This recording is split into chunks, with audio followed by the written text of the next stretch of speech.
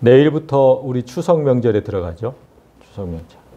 근데 오늘 우리가 함께 읽은 본문도 유대인의 명절 기간에 있었던 일을 기록하고 있습니다.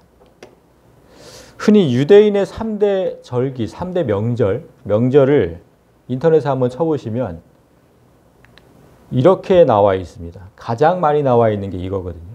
유월절, 맥추절, 그리고 가로쳐놓고 오순절, 초막절. 이거 왜 이렇게 많이들 생각하고 얘기하는지 제가 잘 몰랐는데, 지금 맥추절과 오순절을 같은 날로 해놨죠. 이게 지금 잘못된 거잖아요. 이거 지금 잘못된 겁니다. 왜 잘못된 거? 우리가 하나님께서 제정하신 절기를 우리가 몇 번 봤는데 다시 한번 볼까요? 자, 6월절 1월 14일 세 달, 그러니까 첫 해, 열 나흔 날 분명히 하나님께서 이때 6월절을 지키라고 하셨고, 그 다음 날부터 이제 무교절이 일주일 동안 시작이 되는데, 그래서 15일부터 21일, 그리고 맥추절, 초실절이라고 하는 그 맥추절이 어디 있냐면 무교절 기간 중에 있죠. 무교절 기간 중에 안식일 다음 날, 안식일이 그 당시 토요일이었으니까 오늘날 주일, 그걸 주일이에요, 주일. 그리고 오순절은 초실절 이후, 맥추절 이후에 7안식일이 지난, 그래서 77절이죠. 7안식일이 7번 지나서, 7일이 7번 지나서 77절. 그래서 이거를, 그러면 50일이 되니까 그 다음 날까지 합해서 이제 50일, 그래서 오순절 이렇게 얘기한 거죠. 분명히 이렇게 말씀하셨어요. 그래서 하나님께서 제정하신 한 해의 기준점이 언제라고 그랬어요? 그러니까 1월 1일이 언제라고, 언제를 기점으로? 춘분이라고 그랬잖아요. 춘분.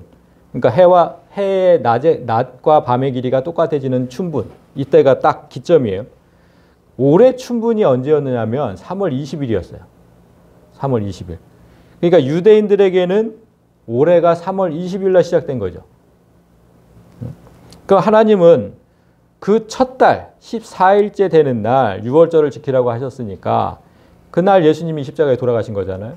그러면 올해를 기준으로 보면 어떻게 되냐면 3월 20일부터 지금 따져보면 14일을 더하면 되죠. 그러니까 첫 달 14일 후가 6월절이니까 충분히 3월 20일이었으니까 14를 더해보세요. 그러면 4월 2일이에요. 3월 20일 더하기 14 하면 4월 2일이 된다고. 그때가 6월절이에요. 올해를 기준으로 보면. 그때가 6월절이고 그로부터 3일째 되는 날 예수님께서 부활하셨어요. 그러니까 올해 부활절이 4월 4일이 된 거예요. 2, 3, 4 해서. 올해 부활절이 분명히 4월 4일이었어요. 그러니까 부활절을 항상 이렇게 계산해요. 춘분을 기점으로 14를 더해서 6월절이 있고 그 다음부터 3일. 그게 부활절. 그래서 내년에는 또 달라지죠. 부활절이. 춘분이 달라지니까. 항상 부활절을 이렇게 계산한다. 이렇게 성경에 기록된 하나님의 명령은 맥추절이 분명히 무교절 기간 안에 있다. 그래서 6월절, 무교절, 맥추절은 모두 8일간 이어지는, 그렇죠? 6월절 하루가 있으니까 8일이죠. 무교절 7일까지. 그 8일 동안 이어지는 같은 명절이에요. 같은 명절. 요 세 가지는, 빨간 거 요 세 가지는 8일 동안 이어지는 같은 명절. 같은 명절. 근데 인터넷에 치면은 아까처럼 그렇게 나와 있단 말이죠. 이렇게 맥추절이 곧 오순절이다. 오순절은 분명히 이렇게 50일 이후인데 왜 이렇게 이거 다 목사들이 올려놓고 이러는 건데 왜 이런 오류가 있을까? 이거 진짜 심각한 오류잖아요. 왜 이런 일이 일어날까요? 근데 정말 이상한 거는 한국 교회가 맥추감사절을 7월 초에 지키거든요. 항상. 7월 첫 주가 맥추감사절이야. 올해도 다 그렇게 지냈고. 항상 그거는 똑같아요. 그렇게 7월 초에 지키면서도 맥추절을 오순절과 같은 날로 생각한다는 거죠. 이거 말이 안 되잖아요. 오순절은 맥추절로부터 50일 이후에 있다고 분명히 되어 있잖아요. 그건 성경에 기록되어 있는 거야. 맥추절로부터 50일 이후에 오순절. 그런데 왜 7월 초에 지킬까? 올해 기준 5월 23일이 오순절이었어요. 그러니까 4월 4일부터 이렇게 50일 이후를 따지면 5월 23일이었어요. 5월 23일. 그러면 모든 교회가 그날 또 성령 강림 주일로 지켰어요. 오순절 날 성령이 오셨잖아요. 그래서 성령 강림 주일로 지켰단 말이에요. 그러면 맥추절을 오순절이라고 해놓고 5월 23일에는 오순절 성령 강림절로 지키고 7월 첫 주에는 맥주 감사절로 지키고 이거 무슨 앞뒤가 안 맞잖아. 앞뒤가. 이거 한국 교회가 지금 이러고 있다고. 이렇게 맥주절을 오순절이라고 생각하면 말씀의 앞뒤가 계속 맞지 않아요. 이렇게 생각하면 성경의 앞뒤가 계속 맞지 않는다고. 그런데도 왜 안 맞는지 어디가 틀렸는지 이게 막 생각하고 연구해 볼 생각을 하지 않고 그냥 애써에 외면하는 거예요. 그냥 전통적으로 내려오는 그 날짜를 고수해가지고 이게 분명히 틀린 건데 앞뒤가 안 맞잖아요. 계속해서. 이렇게 잘못이 지금 되풀이되는 이유가 이 한 말씀 때문에요. 이 한 말씀 때문에. 지금 이렇게 돼야 맞는 건데 4월 2일이 성금요일이고 부활절이 맥주감사주일이고 4월 올해 기준이에요. 올해 기준. 그리고 오순절 5월 23일, 맥주절 7월 4일. 이게 지금 맥주절 7월 4일은 너무 잘못된 거잖아요. 그러니까 4월 4일 날 분명히 맥주감사주일을 우리는 부활절로 드렸다. 근데 지금 한국교회는 7월 4일 날 항상 7월 첫 주에 항상 맥주감사. 한국에서 보리가 수확되는 그때 맞춘 거예요. 그때 맞춘 거. 그러니까 하나님께서 명령하신 거는 완전 다른 거. 맥주라고 하니까. 왜 이런 잘못이 지금 잘못 되풀이 되냐면 이 말씀 때문인데 77절 그 맥주의 초실절을 지키고 새말에는 수장절을 지켜라. 지금 77절이 무슨 절? 오순절이죠? 오순절인데 맥주절 77절 곧 맥주절 이렇게 써놨잖아요. 그죠? 이렇게 써놨어요. 성경이. 오순절이 곧 맥주절이다. 아까 그 사람들이 주장한 것처럼 이 말씀 때문에 그래. 이 말씀 때문에. 여기에 분명히 77절을 오순절을 맥주의 초실절이라고 번역해 놓았기 때문에 사람들이 맥주절은 곧 오순절이다 이렇게 생각한 거예요. 그러니까 성경은 1.1획도 틀림이 없다. 이 말씀을 굳게 붙들고 이렇게 써 있으니까 맥주절은 곧 오순절이다. 이렇게 믿은 거예요. 그런데 제가 몇 번 얘기했듯이 여러분 성경이 1.1획도 틀림없다는 말은 원어에 국한된 거예요. 원어에. 우리가 지금 읽고 있는 이 성경은 그 히브리어 헬라어로부터 몇 번의 번역을 거친 거예요.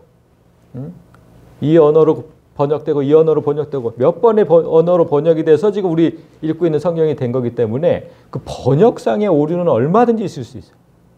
번역상의 오류. 원어에는 정말 1.1획도 틀림이 없지만 이 번역된 것들은 오류가 있을 수 있다. 지금 이 말씀이 그 대표적인 경우에 정말 심각한 오번역이죠. 오번역. 맥추절로부터 오순, 그러니까 50일이 지난 후에 드려야 할 제물은 보리가 아니에요. 맥추의 초실절이라고 되어 있는데, 그러니까 보리라는 뜻이잖아요. 맥추가. 보리 맥자, 추수할 자 추차. 그 보리의 초실절을 그 얘기를 하는 게 아니에요. 지금 원문에 뭐라고 되어 있냐면, 자, 비쿠레 쿠치루 히팀 이렇게 읽는데 미래 초실절이에요. 저 빨간 걸로 해놓은 히팀, 히타 이게 지금 히팀 밀의 이런 뜻인데 미래 초실절이라는 데 미래 초실절. 분명히 원문에는 밀이라고 돼 있어요. 근데 우리는 맥추라고 지금 해놓은 거죠. 번역을. 근데 다행히 한글 성경 중에 새 번역과 공동 번역은 이걸 제대로 번역을 해놨어요. 너희는 밀을 처음 거두어 드릴 때 77절을 지키고 제대로 해놨죠. 공동 번역도 밀곡식 제대로 해놨고. 우리 지금 개혁 개정만 왜 맥추 이거를 고치지 않고 있는지 학자들이 이해를 할 수 없고, 영어 성경도 분명히 fit harvest 밀이라고 해놨어요. 밀이라고. 영어 성경도. 우리 이 개혁 성경만 그래. 개혁 개정만. 이게 심각한 오번역이에요. 그래서 이 구절은 밀의 첫 열매를 감사함으로 드리는 오순절을 말씀한 거죠. 그래서 이렇게 돼야 돼요. 77절, 그 밀의 초실절을 지키고 새말에는 수장절을 지켜라. 이게 제대로 된 번역이에요. 맥추의 초실절이 아니라 밀의 초실절로 고쳐야 돼요. 제가 왜 그렇게 지금 오번역이 일어났을까를 생각을 해봤는데요. 밀의 또 다른 말이 뭔지 아세요? 밀의 다른 말? 오! 권사님 어떻게 하셨어요? 밀의 다른 말이 소맥이더라고, 소맥. 소주 맥주 섞은 거 아니야? 소맥이라. 소맥이 뭐, 작은 보리인데 작은 보리. 작은 보리. 왜 그 소맥이라는 이름이 붙었냐면 밀이랑 보리랑 생긴 게 비슷해. 근데 밀이 크기가 작아. 생긴 건 비슷한데 보리보다. 그래서 작은 보리다 해서 소맥이라는 이름이 붙었어요. 그래서 밀가루를 밀가루 있잖아요. 밀을 부순 가루. 그거를 한자로 쓰면 뭐라고요? 소맥분이다 이렇게. 소맥분. 밀가루 소맥분이라고 그러죠. 아, 그래서 착각을 했구나 사람들이. 이걸 소맥이라고 해서. 그죠? 그래서 번역을 그렇게 맥주의 초실절이라고 지금 해놓은 게 아닌가 이런 생각이 들었어요 제가. 그 아무튼 너무 잘못된 거예요. 그래서 77절은 그 맥주절이다 이렇게 생각하게 되니까 이건 빨리 고쳐야 되는 거예요. 번역을. 지금 여기서도 그러니까 엄밀히 말하면 지금 유대인의 3대 명절이 어떻게 돼요? 이렇게 되는 거죠. 6월절로 시작되는 무교절 8일간, 그 다음에 오순절 77절. 그렇죠? 6월절부터 오순이 지나서 오순절. 그 다음에 이제 초막절, 다른 말로 수장절. 이렇게 3대 명절이 이렇게 된다. 저 중간에 맥주절이를 쓰면 안 되는 거예요. 그럼 잘못된 거예요, 그건. 그러니까 인터넷을 찾아보면 다 맥주절이라고 써놨다니까. 자, 근데 지금 말씀에, 지금 출애굽기 34장 이 말씀에도 그 77절 다음에는 뭘 지키래요? 새말에는 수장절을 지켜라. 이렇게 돼 있죠. 수말에는 수장절을. 이 수장절이 바로 오늘 본문의 배경인 초막절이죠. 오늘 우리가 함께 읽었던 본문 배경인 초막절. 우리도 추석을 다른 말로 부르는 게 있어요. 한가위가 있고 또 하나 뭐 중추절이라는 것도 있어요. 중추절. 이게 추석을 부르는 그 단어가 여러 가지가 있는데 지금 똑같아요. 똑같아.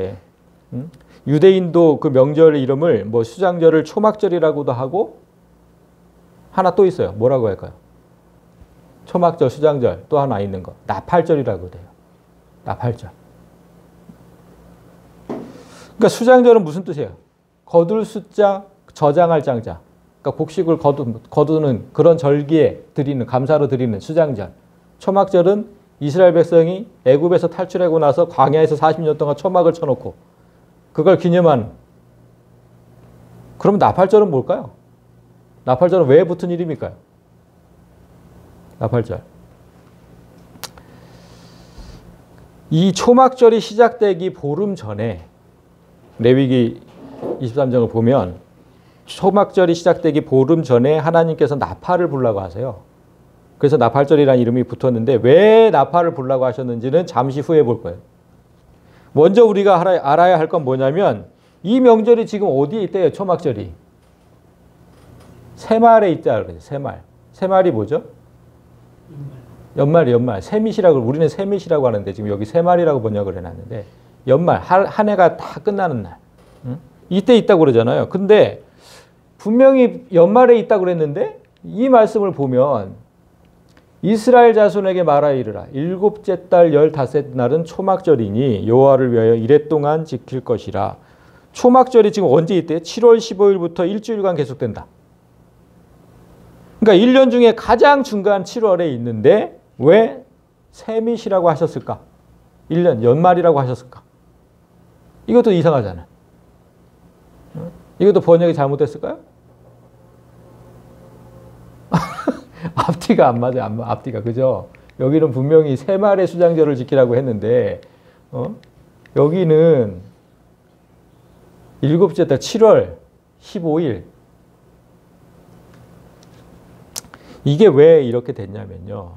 우리가 그 양력과 음력을 쓰잖아요. 양력과 음력. 이스라엘 그 유대인들도 두 개의 책력을 써요. 우리처럼.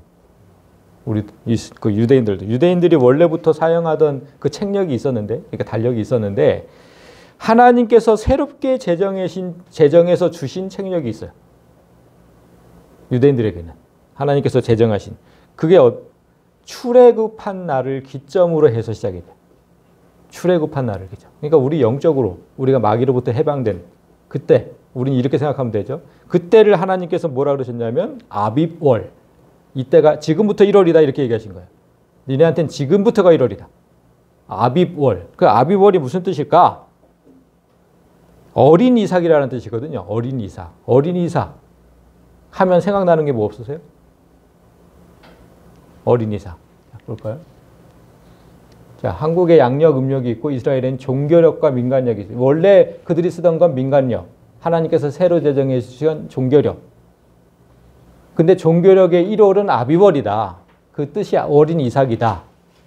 그 어린 이삭 하면 생각나는 게 있어야 되는데 뭐냐면 그는 주 앞에서 자라나기를 연한 순 같고 마른 땅에서 나온 뿌리 같아서 고운 모양도 없고 풍채도 없은즉 우리가 보기에 흠모할 만한 흠모할 만한 아름다운 것이 없다. 누굽니까?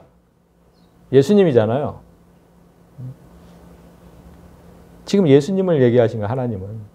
지금 연한 순, 이게 어린 이삭. 어린 이삭. 그러니까 앞으로 예수님의 십자가 죽음과 부활이 있을 날이 6월절이라고 그랬잖아요. 그날이 첫 달이다. 그날이 첫 달. 아빕월. 그러니까 모든 달력을 다 예수님한테 맡긴 거예요. 맞추신 거예요. 하나님께서. 앞으로 있을 예수님의 사역. 거기에 다 맞추셨어요.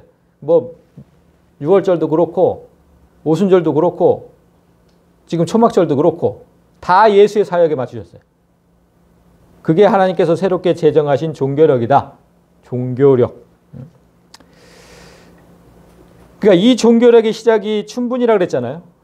시작은 춘분. 그러면 민간력, 그들이 원래부터 쓰던 민간력은 그러면 날짜가 어떻게 될까? 이게 궁금해요. 하나님께서 새로 제정하신 1월 1일은 춘분인데 이 사람들이 원래 쓰던 달력은 언제일까? 이 달력을 한번 보시죠. 자, 태양력. 태양력은 지금 우리가 쓰는 달력이에요. 우리가 쓰는 달력. 1월 2월 이렇게 쭉 되는데 하나님께서 말씀하신 종교력은 여기 1월, 여기 춘분이 이쯤에 있잖아요. 항상 3월하고 4월 중간에 요쯤에 춘분이 있기 때문에 요때가 항상 1월이에요. 하나님께서 제정하신. 근데 이 사람들 이스라엘이 원래 쓰던 달력은 이때가 7월이에요. 우리하고도 다르고 종교력하고도 달라. 이걸 아비벌, 뭐 바벨론식으로는 니산월 이렇게 얘기를 하는데, 그래서 요 달만 제가 이제 크게 해놓은 건데, 그러니까 지금 어떻게 됩니까? 오늘 본문 배경이 초막절이라고 했으니까 유대인에게는 지금 새해가 시작된 거예요. 새해가.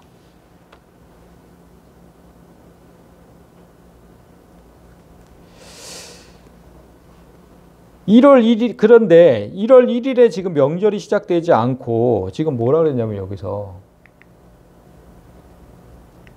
아니 7월 15일부터잖아요. 초막절이. 여호와를 이래 동안 지킬 것이라. 그러니까 7월 1일 즉 새해 첫날에는 안식일 성회로 모이고 나팔을 불어라. 아니죠. 여기가 아니고 왜 1월 1일부터 지금 명절이 시작되지 않고 15일부터 시작될까? 이게 지금 1월 1일부터 10일까지는 할 일이 있어요. 할 일이 있고 그래서 15일부터 지금 명절을 지내라는 건데 할 일이 뭐냐면 지금 이거예요. 이거 7월 곧 그달 1일부터 그러니까 1월 1일부터는 안식일을 삼을지니 이는 나팔을 불어 기념할 날이요 성회라. 7월 1일 즉 새해 첫날에는 안식일 성회로 모이고 나팔을 불어라. 지금 이런 얘기죠. 마치 우리가 새해가 시작된 걸 알릴 때 이제 보신각종을 치잖아요. 그 보신각종을 치고 제사를 지내는 것처럼 유대인들도 똑같이 이날 나팔을 불어서 새해를 알리고 제사를 지냈다. 안식일을 삼고. 그런데 우리가 보신각종 치는 거하고 지금 나팔을 부는 거하고 지금 의미가 좀 달라요. 우리는 그냥 새해를 알리려고 보신각을 치지만 이 나팔을 부는 의미가 좀 달라. 단순히 새해를 알리는 의미도 있지만 모든 절기가 지금 예수님께 맞춰졌다고 그랬잖아요. 그러니까 나팔을 불라는 명령도 예수님과 연관이 있어요. 어떤 연관이 있을까요? 예수님과. 이 신약 성경에서 나팔 소리가 어떻게 쓰이는지를 잘 보면 예수님과 연관성을 알 수가 있겠죠. 마태복음 24장에 보면 그가 큰 나팔 소리와 함께 천사들을 보내리니 그들이 그의 택하신 자들을 하늘 이 끝에서 저 끝까지 사방에서 모으리라. 예수님 다시 오실 때 얘기죠. 자, 고린도전서 15장에도 보라 내가 너희에게 비밀을 말하노니 우리가 다 잠잘 것이 아니요 마지막 나팔에 순식간에 호련히 다 변화되리니. 예수님 오신 날, 예수님께서 오시는 날 우리가 이렇게 변할 것이다. 그럼 마지막 나팔 소리와 함께. 계속 나팔 얘기하죠. 또 하나 볼까요? 데살로니가전서 4장에 주께서 호령과 천사장의 소리와 하나님의 나팔 소리로 친히 하늘로부터 강림하시리니. 그러니까 예수님께서 재림하시는 날 항상 나팔 소리가 있는 거예요. 항상 나팔 소리. 그러니까 유대인의 3대 명절 중에서 첫 번째 명절인 무교절에 어떤 일이 있었어요? 예수님의 죽으심과 부활이 있었죠. 그 무교절 8일 동안에 다 있었잖아요. 예수님의 죽으심과 부활. 그리고 두 번째 명절인 오순절에 어떤 일이 있었어요? 성령께서 오셨어요. 그렇다면 마지막 명절인 이 초막절에는 어떤 사건이 있어야 할까? 다 이제 죽으심, 십자가 죽으심, 부활, 성령 오심, 나머지 남은 건 재림밖에 없는. 나머지 날이 예수님께서 다시 오신. 그러니까 예수님의 재림이 있을 것이라는 합리적 추측이 가능하다. 성경에 그렇게 기록된 말씀이 없으니까 우리가 합리적 추측이 가능하다. 나팔 소리가 계속 지금 나오니까. 나팔. 그래서 하나님께서 나팔을 불어 이제 곧 새 하늘 새 땅이 시작된다는 신호를 주신 거 아니냐. 그렇다면 그때 우리는 무엇을 해야 될까요? 이제 곧 새 하늘 새 땅. 예수님께서 곧 오신대. 이 나팔 소리가 계속 들려요. 그럼 우리는 뭐 해야 돼요? 바로 하나님 앞에 무릎 꿇고 속죄를 해야 돼. 다 내려놓고. 그래야 들림을 받을 거 아닙니까? 모든 걸 내려놓고 깨어서 기도해야 한다. 그래서 하나님은 나팔이 울리면 10일 동안 그렇게 하라고 말씀하신 거예요. 10일 동안. 자, 일곱째 날 열흘날은 속죄일. 그러니까 7월 10일 날은 속죄일이다. 너희는 성회를 열고 스스로 괴롭게 하며 여호와께 화제를 드리고. 화제가 지난주에 우리가 번제였죠. 불태우는. 내 죄를 속하려고 번제했잖아요. 그거 하라는 거예요. 7월 11일은. 그러니까 7월 1일 날 나팔이 쫙 불어. 그러면 10일 동안 그 경건하게 애통하면서 금식하고 속죄의 제사를 지내야 되는 거예요. 7월 10일 날에는. 1일부터 9일까지는 모두 경건한 마음으로 이 대속죄를 준비하면서 지내고 7월 10일이 딱 되면 대제사장부터 모든 백성이 이르기까지 하나님 앞에 애통하며 금식하고. 그걸 지금 스스로 괴롭게 하라는 거예요. 스스로 괴롭게. 애통하며 금식하고. 그 속죄의 제사를 지내야 한다. 그렇게 하고 1월 15일부터 이제 명절이 시작되는 거예요. 그러니까 우리의 새해 모습과는 아주 다르죠. 이 속죄부터 해야 돼. 속죄부터. 그러니까 딴짓하지 말고. 자, 보세요. 이날에 만약에 스스로 괴롭게 하지 아니하는 자가 있다면 그는 그 백성 중에서 끊어질 것이다. 이날에 누구든지 어떤 일이라도 하는 자는 아무 일도 하지 말고 속죄만 하라 그랬거든요. 이날에 어떤 일이라도 하는 자는 내가 그의 백성 중에서 멸절시키겠다. 하나님께서 이렇게 강력하게 지금 속죄만 해라. 속죄만. 딴 거 아무것도 하지 말고. 속죄만 해라. 왜 그렇게 이렇게 엄하게 말씀하시는 이유가 뭐겠습니까? 그래야 이렇게 속죄가 끝난 사람에게만 즐거운 명절이 온다는 거예요. 이렇게 자, 일곱째 달 15날 초막절이니 여호와를 위해 이래 동안 지킬 것이라. 속죄가 끝난 5일 후부터 이제 즐거운 초막절이 시작되는 거예요.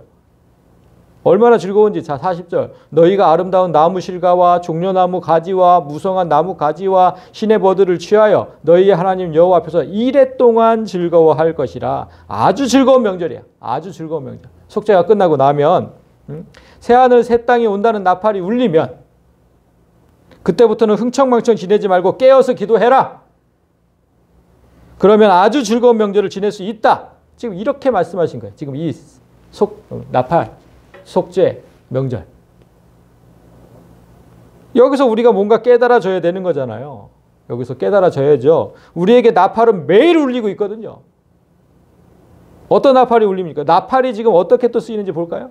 주의 날에 내가 성령에 감동되어 내 뒤에서 나는 나팔 소리 같은 큰 음성을 들으니 하나님 말씀이 나팔 소리 같이 들렸다는. 또 내가 보니 하늘에 열린 문이 있는데 내가 들은 바 처음에 내가 내게 말하던 나팔 소리 같은 그 음성이 이르되 이리로 올라오라. 이후에 마땅히 일어날 일을 내가 네게 보이리라. 하나님 음성을 계속 나팔 소리에 비유를 하죠. 그러니까 하나님의 계시는 항상 나팔 소리처럼 우리에게 큰 울림을 주고 이제 곧 다가올 심판에 대비하라고 계속 말씀하시고 경고를 나팔 소리. 이 나팔 소리를 들으면 우리는 바로바로 무릎을 꿇고 속죄를 하고 그래야 이제 곧 다가올 초막절 구원의 명절을 즐겁게 맞이할 수 있다. 예수님께서 오시는 재림의 날이라 그랬잖아요. 그래서 하나님께서 이렇게 정해 놓으신 거예요. 이게 하나님께서 정하신 3대 명절의 의미예요. 레위기 그 명절을 그냥 써놓으신 게 아니라 다 예수님께 맞춰놓고 순서대로 이렇게 다 해놓으신 거라고. 그래서 오늘 본문인 7장은 예수님께서 구원의 기쁨을 나누는 명절 초막절을 어떻게 보내셨는지 우리에겐 분명히 즐거운 그 구원의 기쁨을 즐기는 그 초막절인데 예수님은 그 명절을 어떻게 보내셨는지 시간별로 기록하고 있거든요. 시간별로. 자 볼까요? 2절에 보면 유대인의 명절인 초막절이 가까워왔다. 그 다음에 14절에는 이미 명절의 중간이 돼요. 자 명절 중간에 또 왔죠. 37절에는 명절 끝날 곧 큰 날에 이렇게 시간별로 지금 7장에는 시간별로 이 명절을 지금 37절에 명절 끝날이 왜 큰 날이냐 이 말씀 때문에 그래요. 이레 동안에 너희는 여호와께 화제를 드릴 것이요 여덟째 날에도 그러니까 초막절 여덟째 날에도 너희는 성회로 모여서 여호와께 화제를 드릴지니 이는 거룩한 대회라. 그러니까 명절의 시작, 초막절의 시작도 분명히 안식일로 삼고 예배를 드리라고 했는데 그 끝날도 예배로 시작해서 그러니까 예배로 시작해서 예배로 마쳐라. 이게 이 뜻이에요. 지금 이렇게 지금 말씀이 되어 있어서 그런지 오늘날에도 교회가 우리 고유의 명절이 되면 추석이라든지 설이라든지 이런 명절이 되면 그 예배 순서를 각 가정에 배포를 해요. 가족들이 찾아오면 이렇게 예배를 드리십시오. 그래서 교회에서 이제 순서를 다 마련해주고 말씀도 이렇게 딱 정리해서 이렇게 좀 넣어놓고 그렇게 예배 순서를 다 배포를 해. 이번 추석에도 많은 교회에서 배포하는 걸 봤어요. 제가 동기들 목사들 이렇게 통해서 다 이렇게 배포를 하더라고요. 제가 좀 여기 그런 모습들을 보면서 좀 걱정스러운 게 있었어요. 걱정스러운. 좀 이런 걸 좀 유념해서 했으면 좋겠는데 뭐냐면 예배에서 가장 중요한 게 뭐라 그랬습니까? 지난 주일에 예배에서 가장 중요한 거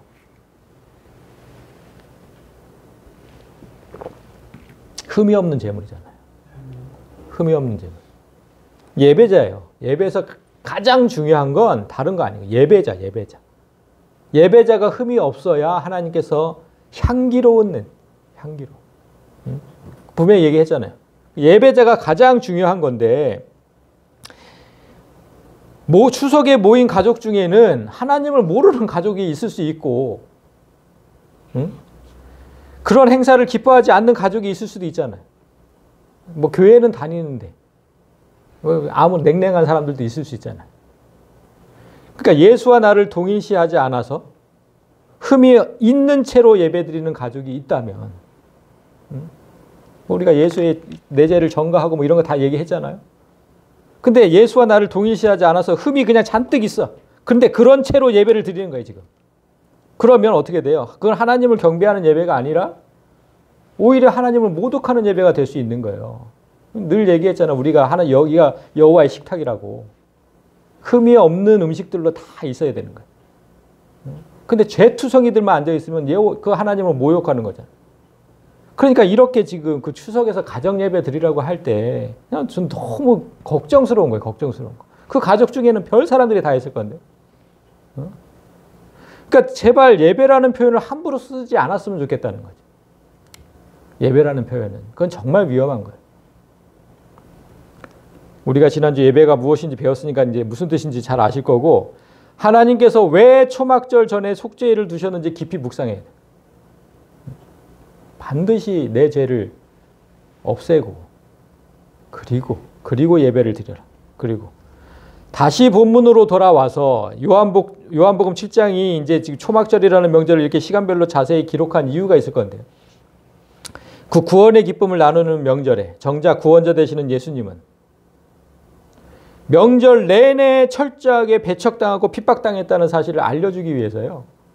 우리가 구원을 기뻐하는 그런 절기인데, 명절인데 그 구원자 되시는 예수님은 배척당하고 핍박당하죠. 자, 초막절이 되면 어떤 일이 일어나냐면 성전 주변에서는 막 그 오늘날의 불꽃놀이와 같이 불의 축제가 열려요. 불을 들고서 막 불의 축제가 열리고 제사장들의 막 물깃는 의식도 진행이 돼요. 그 곳곳마다 사람들이 모여서 노래를 부르고 춤을 춰요. 아주 뭐 즐거운 명절이죠. 랍비들은 성전 곳곳에 서가지고 사람들을 모아놓고 율법을 가르쳐요. 인기 있는 랍비들 앞에 가서 제일 많이 쓰겠죠. 정말 모두가 즐거운 명절이에요. 그러나 유독 한 사람 예수님만은 그럴 수가 없었어요. 한없이 마음이 무겁고 우울한 명절이에요. 왜 그러셨는지 시간별로 이제 기록을 해놓은 거예요. 1절부터 보면 그 후에 예수께서 갈릴리에서 다니시고 유대에서 다니리 아니하심은, 갈릴리가 고향이죠. 유대에서 막 그냥 하나님 말씀 선포하다가 이제 갈릴리에 오셨는데 왜 그랬냐면 유대인들이 죽이려고 해서. 피난 온 거죠. 도망 온 거죠. 도망. 첫 절부터 예수께서는 지금 자신들을 죽이려고 하는 유대인들을 피해서 가족들이 있는 갈릴리에 머물러 계셨다. 그런데 2절에 보면 초막절이 아까 다가옴을 알렸고 3절에서는 예수님의 친형제들이 다시 유대 땅 예루살렘으로 가라는 장면이 나와요. 그 이유가 4절, 스스로 나타나기를 구하면서 묻혀서 일하는 사람이 없나니 이 일을 행하려 하거든 자신을 세상에 나타내소서. 이게 좀 쉽게 말하면 이런 뜻이에요. 그렇게 집에만 숨어 있지 말고 예루살렘으로 다시 가서 당신이 구세주임을 당당하게 밝혀라. 네가 하나님 아들이라며, 이게 형이죠. 형이 하나님 아들이라며, 당신이 구세주라며, 왜 숨어 있냐? 너를 세상에 나타내라. 너 세상에 나타내라. 왜 숨어 있냐? 메시아가 들어올 게 뭐 있냐 도대체, 하나님의 아들이. 지금 그 얘기거든요. 그러니까 죽음의 위협을 피해서 도망치듯 가족에게 왔는데 가족들은 뭐라 그러는 거야? 다시 그 사지로 가라는 거예요. 그 사지로 다시 가라. 형제들이 이렇게 매몰차게 말하는 이유를 성경이 뭐라고 얘기해요? 이는 그 형제들까지도 예수를 믿지 않아요. 그러니까 지금 초막절인데 하나님께서 우리를 구원하신 것을 기뻐하는, 애굽에서 구원하신 걸 기뻐하는 그 명절이 다가오고 있는데 예수님은 먼저 가족들로부터도 철저하게 배척을 당하셨다. 이걸 지금 기록하고 있는 거예요. 그러니까 가족들이 차라리 나가 죽으라고 하니까 예수님께서 이렇게 대답하시죠. 8절, 너희는 명절에 올라가라. 내 때가 아직 차지 못하였으니 나는 이 명절에 아직 올라가지 아니하겠다. 여러분, 이스라엘의 그 모든 남자는 명절이 되면 다 예루살렘으로 가야 돼요. 그 성전으로 가야 돼요. 이스라엘의 모든 남자는 뭐 유대 땅에 살든 어디에 세계 곳곳에 살든 상관없이 다 와야 돼. 그게 법이에요, 법. 그런데 예수님이 지금 뭐라 그래요? 그 법을 어기겠다네. 나는 이 명절에 올라가지 않게. 너네만 가라. 너네만 가. 그 법을 어기겠대요. 그래놓고 이게 또 웃긴 게 10절에서는 뭐라 그래요? 그 형제들이 명절에 올라간 후에 자기도 올라가시되 나타내지 않고 은밀히 가셨대. 2주 전에 자라고 했다가 일어나라고 했다가 그거랑 똑같잖아요. 아니 안 가시겠다고 했다가 안 가시겠다고 해. 여기 또 몰래 가셨대. 왜 그러면 안 가시겠다고 왜 하신 거냐고 도대체. 왜 성경이 예수님을 이렇게 막 찌질하게 만드는 것 같아요. 왜 이런 거예요 도대체. 지금 8절에서요. 여기서 내 때가 아직 차지 못하였다 그랬잖아요. 여기서 내 때가 어떤 때일까? 어떤 때? 네? 어떤 때? 이 내 때가 어떤 때예요? 그렇죠. 십자가에 달릴 때예요. 십자가에 달릴 때가 아직 안 왔다. 그 얘기 아직 안 왔다. 그러니까 너희가 그렇게 나가 죽으라고 하지 않아도 어차피 나는 지금 죽으러 예루살렘에 가야 돼. 어차피 난. 응? 니들이 모를 뿐이지. 난 그래야 돼. 근데 아직 그때가 안 왔어. 아직 그때가 안 왔어. 그러니까 예수님이 죽는 명절이 언제라 그랬어요? 6월절이라고 그랬잖아요. 6월절. 그러니까 6월절. 몇 달 남았어요 지금. 6월절이 지금 종교력으로 몇 월? 6월절이 첫 달이라 그랬잖아요. 1월 14일이라 그랬잖아. 그러니까 첫 달. 그러니까 1월이에요, 1월. 우리한테는 3월이고. 그 종교력으로는 1월인데 지금 이 초막절이 7월이잖아요. 그러니까 몇 달 남았어요? 6개월 남은 거예요, 6개월. 지금 예수님은 6개월 후에 자기가 죽을 거니까 아직 안 왔다 그런 거예요. 내 때가 아직 안 왔다. 내 명절은 아직 안 왔다. 그러니까 이 명절은 너희들만의 명절이지 내 명절은 지금 아니다. 내 명절은 지금 형제들이 지내려고 가는 이 명절은 애굽에서 탈출한 구원의 기쁨을 나누는 명절이잖아요. 그러니까 당연히 예수님의 명절은 아니죠. 그들만의 명절이죠. 지금 맞잖아요, 이 말이. 그들만의 명절이에요. 예수님께서 무슨 죄악에서 구원을 받으신 분이 아니잖아요. 그들만의 명절이에요. 그러니까 내 명절은 아직 안 왔다. 예수의 명절은 6개월 후에 오는데 그 명절은 자신이 죽어야 하는 명절이야. 그때가 아직 이르지 않았으니까 너희는 가서 너희들의 명절을 아주 즐겁게 지내라. 구원의 기쁨. 참 마음이 어떻겠을까. 나는 내 명절은 죽는 건데 니들은 구원의 기쁨을 즐겨라. 그런데 이 말씀은 뭐 형제들이 알아듣지도 못했을 거고. 그죠? 그러니까 예수님이 그들과 같이 진짜로 올라가지 않은 진짜 이유는 자신을 죽이려는 유대인들로부터 형제들을 지키기 위해서예요. 명절이 되면 아까 뭐라 그랬어요? 모든 남자가 다 예루살렘으로 와야 되잖아. 그러니까 도망쳤던 예수도 반드시 돌아올 거다. 아, 요놈 잘 됐어. 이제 명절에 네가 돌아올 거야. 아주 돌아오기만 하면 아주 죽여버릴 거야. 유대인들이 지금 벼르고 있다고. 그러니까 예수님을 잡아 죽이려는 유대인들이 찾아들었다는 얘기가 11절에 이렇게 기록되어 있죠. 명절 중에 유대인들이 예수를 찾으면서 그가 어디 있느냐? 아주 그냥 샅샅이 뒤지고 있는 거야. 야, 예수 봤어? 어디 있어? 샅샅이 뒤지고 있는 거야, 지금. 이래서 형제들과 같이 못 간 거죠. 아니, 예수와 같이 있다가 베드로도 막 죽을 뻔했잖아요, 마지막. 그때. 같이, 일부러 같이 안 있으신 거잖아요. 그냥 몰래 가신 거예요, 몰래. 근데 형제를 위하신 거죠. 형제들은 가서 나가 죽으라고 했는데. 그것에 모인 사람 중에는 이 지금 성전에 지금 이 예루살렘 주변에 다 모인 사람들 중에는 예수님을 좋게 보는 사람들도 많았지만 예수를 죽이려는 포악한 유대인들이 두려워서 예수에 대해 어떤 말도 꺼내지 못했다. 이렇게 13절에 기록해. 유대인들을 두려워해서 드러나게 그에 대해서 말한 적 없어. 예수님을 분명히 좋게 생각하는 사람들도 많았거든. 근데 그게 겁나는 거예요. 당국자들이. 그 정도로 예수님에 대한 적개심이 컸던 사람이 많았다. 목숨을 보장할 수 없는 일촉즉발의 환경이 초막절이라는 명절에 예수님이 당한 모습이에요. 이런 최악의 환경에도 굳이 예수님께서 올라가신 이유, 뭐 물론 모든 남자가 다 와야 된다는 그 법을 지키시려는 이유도 있지만 진짜 이유가 뭐예요? 세계 곳곳에서 명절을 지내러 온 사람들에게, 그러니까 디아스포라들 있잖아요. 다 흩어졌던 사람들. 그 사람들이 다 몰려오거든. 그런 절호의 기회가 어딨냐고. 이 말씀을 전해야 되는데. 세계 곳곳에서 지금처럼 무슨 뭐 유튜브가 있는 것도 아니고 세계 곳곳에 있는 사람들한테 말씀을 전할 방법이 없는데 다 오는 거예요. 그냥 제 발로. 반드시 가서 전해야 되죠. 예수님이 무슨 목숨이 지금 뭐 그런 거 따질 때가 아니라. 그래서 가서 가르치시는 거죠. 14절. 이미 명절의 중간이 되어 예수께서 성전에 올라가서 가르치시니 다른 랍비들처럼 성전 한 곳에서 사람들을 가르쳐요. 그런데 예수님한테만 막 구름대처럼 몰리는 거예요. 이제까지 들어본 적이 없는 놀라운 말씀을 듣고 15절. 유대인들이 놀랍게 여겨 이르되 이 사람은 배우지 아니하였거늘 어떻게 글을 아느냐. 그러니까 글도 안 배운 사람이 목 숙였잖아요. 예수님. 글도 안 배운 사람이 어떻게 이렇게 성경 해석을. 그 당시에 막 그냥 그 성경이 히브리어니까 얼마나 어렵습니까? 왜 아까 보면 그게 글자같이 생기지도 않았잖아요. 일반 서민들은 절대로 글을 알 수도 없었고. 그런데 글도 모르는 사람이 어떻게 이 성경 해석을 이렇게 잘하느냐? 놀라는 거예요. 놀라는 거예요. 성경의 원저자를 몰라보는 거죠. 그 말씀의 주인이 예수님이신데. 이렇게 말씀을 전하는 중에 한 사람이 예수님을 보고 이렇게 얘기해요. 예루살렘 사람 중에서 어떤 사람이 말하되 이는 그들이 죽이고자 하는 그 사람이 아니냐? 유대 당국자들이 죽이려고 그토록 찾아다니는 예수가 아니냐?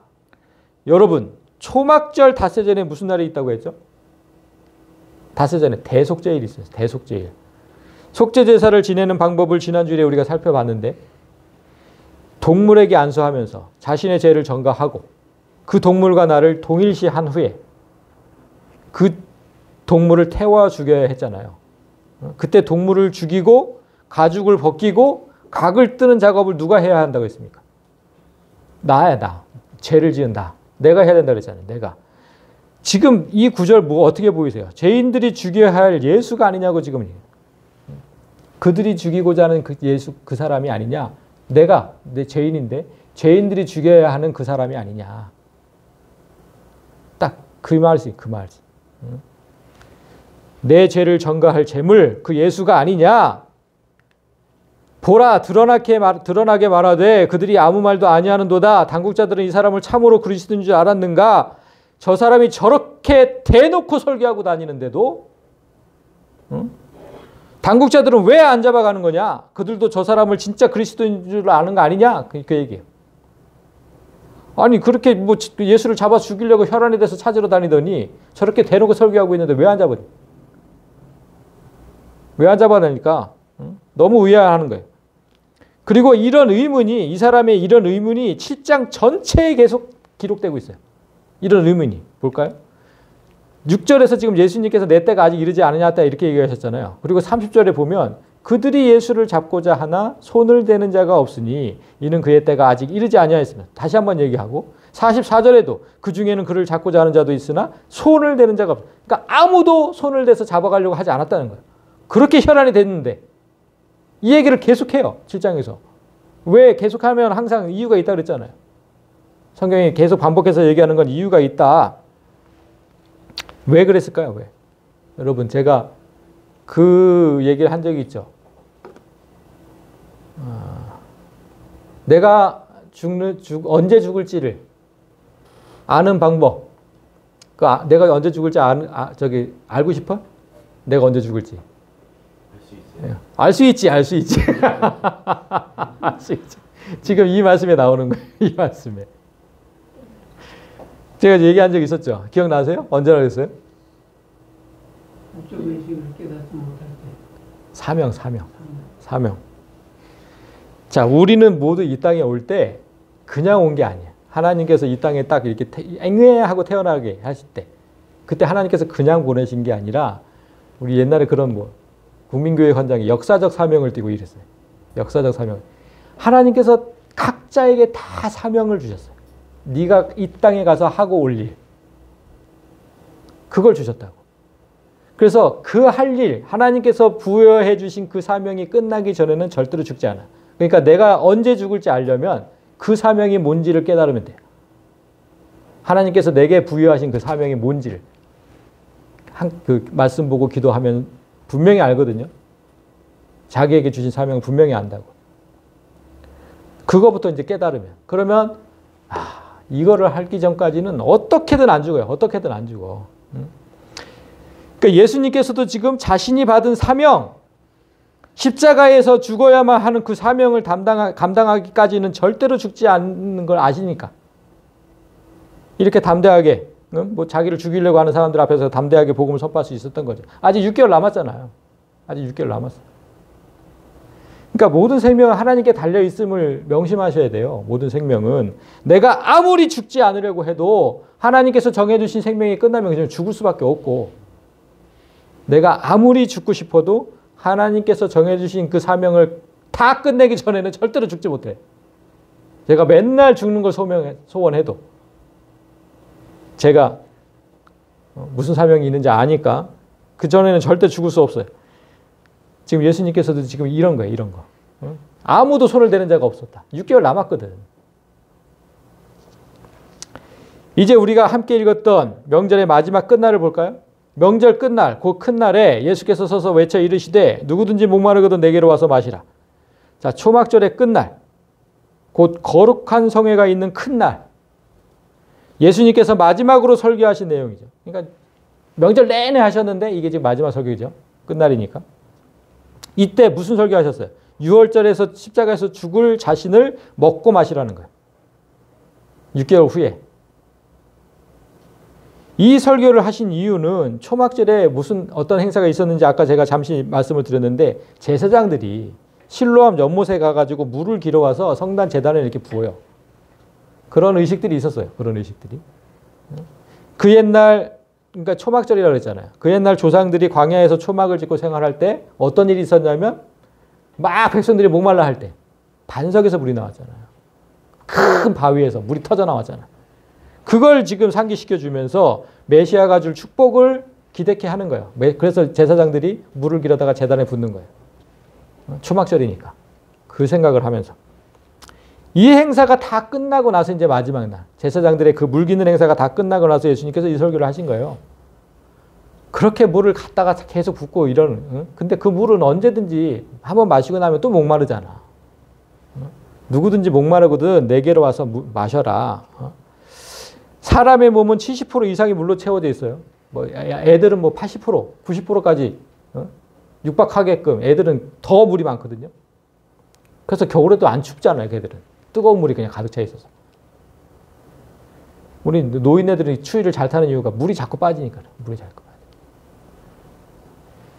그러니까 물이 조금이라도 부족하면 우리는 갈증을 느끼고 그 결핍이 심하면 죽어요.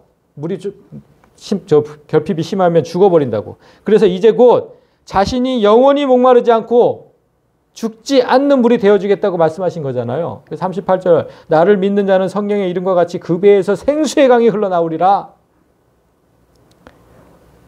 우리가 예수님께 내 죄를 전가하는 방법이 뭐라 그랬어요? 안수가 아니라 뭐라 그랬어요?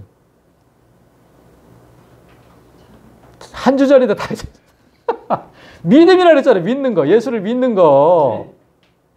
안수가 아니라 믿는 거라 그랬잖아요. 예수를 믿는 거. 누구든지 예수 믿으면.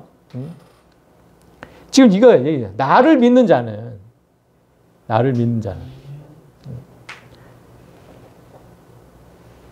예수님께서 그렇게 나를 믿으면 너의 죄가 사해지고 네 안에는 영원히 죽지 않는 생수가 흐를 것이다. 이렇게 얘기하시는 거예요. 믿어라. 나를 좀 믿어라. 마지막 절. 이는 그를 믿는 자들이 받을 성령을 가리켜 말씀하신 것이에요. 예수께서 아직 영광을 받지 않으셨으므로 여기서 영광은 십자가 영광이죠. 6개월이 아직 남았으므로 성령이 아직 그들에게 계시지 않았다. 이 당시에 이 사람들에게 성령이 없었어요. 그 이후에 오순절 후에 50일 후에 성령이 오셨으니까. 그러니까 이 생수의 정체, 지금 예수님께서 주시겠다고 한 생수, 이 생수의 정체가 뭐라는 거예요? 성령이라는 거잖아요. 성령. 예수를 믿는 자만이 성령을 받을 수 있다. 그 성령이 임한 자는 결코 죽지 않을 것이다. 영원히 죽지 않을 것이다. 이제 6개월 후에 맥주절이 오고 그 맥주절에 예수님께서 부활을 하시고 그 부활을 거쳐서 오순절이 되면 성령이 오실 거다. 이렇게 말씀하신 겁니다. 자, 여러분 오늘 이제 말씀을 정리하겠습니다. 오늘 이렇게 초막절이라는 명절의 시작, 중간, 끝날 예수님의 행적을 살펴보았어요. 명절의 시작은 나팔을 불고 속죄하면서 시작이 되었잖아요. 그죠? 이걸 잘 이제 머릿속에 두셔야 돼요. 나팔을 불었고 속죄하고 시작되었어요. 그래서 명절 기간 중에는 장막을 쳐놓고 애굽에서 해방된 구원의 즐거움을 즐겼어요. 그 명절의 마지막 날에는 성령의 오심을 지금 선포하고 있어요. 오늘날 우리에게 무슨 말씀을 하시는 거냐? 이거 정리가 잘 돼야 되는 거예요. 오늘날. 예수님께서 내 죄를 전가한다는 것은, 예수님께 내 죄를 전가한다는 것은 예수님과 나를 동일시하는 거라고 그랬죠. 그러면 그 사람은, 정말 구원받은 그 사람은 어떻게 돼야 돼? 예수의 명절이 내 명절이 돼야 되는 거잖아요. 내가 예수고 예수가 나니까. 예수의 명절이 곧 내 명절이 돼야 돼요. 그러니까 우리가 오순절이라는 성령의 오심과 초막절이라는 구원의 기쁨을 누릴 수 있는 이유는 예수님께서 자신의 명절인 6월절에 자기의 목숨을 내놓았기 때문에 가능한 거예요. 예수의 명절, 그 6월절. 그때 자기의 목숨을 내놨기 때문에 우리가 성령이 내 안에 계시고 뭐 구원의 기쁨을 누리고 이런 게 가능했던 거잖아요. 그러니까 사람을 살리려고 자신의 명절은 죽음이 되게 하신 것처럼 우리도 예수와 동일시하는 우리도 이 명절에 자신을 죽이고 남을 살리는 명절이 돼야 되는 거잖아요. 그를 위해서 그렇게 되도록 위해서 항상 말씀의 나팔 소리를 듣고 이게 지금 말씀이 선포되고 있는 이게 나팔 소리라니까요. 나팔 소리. 아까 봤잖아요. 하나님 말씀이 나팔 소리라고. 이 나팔 소리를 듣고 좀 속죄하는 삶이 되기를 원하는. 속죄하는 삶. 그래야 즐거운 명절이, 즐거운 구원이 너에게 임한다. 말씀을 들을 때마다 좀 제발 좀 교회에서 이걸 안 한다니까. 교회에서 회개하라는 말을 안 해. 요즘에는 절대 안 해. 들어봐서 교회에서 회개하라는 회개하라 이거야. 아니 세례 요한은 맨날 그거 하다가 죽었는데. 그게 예수의 오실 그 길을 곧게 하는 거라 그랬거든요. 그러니까 예수님께서 다시 오실 그 길을 곧게 하는 거예요. 그거 해야 돼. 그거 목사는 그걸 선포를 해야 된다고. 그래야 그 사람이 구원을 얻는다니까요. 왜 하나님이 그 초막절 앞에 속죄일을 두셨는지 좀 제발 좀 잘 깨닫고. 제가 얘기하는 게 아니라 하나님께서 정하신 거잖아요. 자, 코로나로 인해서 많은 가족이 모이지는 못하겠지만 뭐 대면하는 가족이 있을 수 있고 비대면하는 가족이 있을 수 있잖아요. 그들을 위해서, 그 가족을 위해서 기도하고 희생해주는, 좀 모이면 맨날 싸우는 가족들이 얼마나 많냐고요. 그런 명절이 되기를 원하는 거죠. 이 추석 명절을 앞두고 굳이 올바르지 못한 방법으로 예배라는 의식을 좀 행하지 말고, 제가 진짜 좀 교회들한테 부탁을 하는데 예배가 무엇인지, 예배자가 어떤 건지 분명히 잘 알고 그렇게 막 그냥 함부로 막 예배 순서지를 나눠주지 말고 차라리 어떻게 해야 돼요? 예수의 삶으로, 남을 위해 나를 죽인 것처럼 그 예수의 삶으로 예수의 명절이 되도록 노력하는 좀 그런 명절이 됐으면 좋겠다는 거예요. 그런 예배, 그런 뭐 이상한 예배 말고, 잘못된 예배 말고 삶으로 드려지는 예배, 삶으로 드려지는 예배. 그런 명절, 예수의 명절이 되도록 노력하는 성도가 되시기를 진심으로 소망합니다. 아멘. 자, 우리 찬양의 가사로 다시 한번 고백하겠습니다.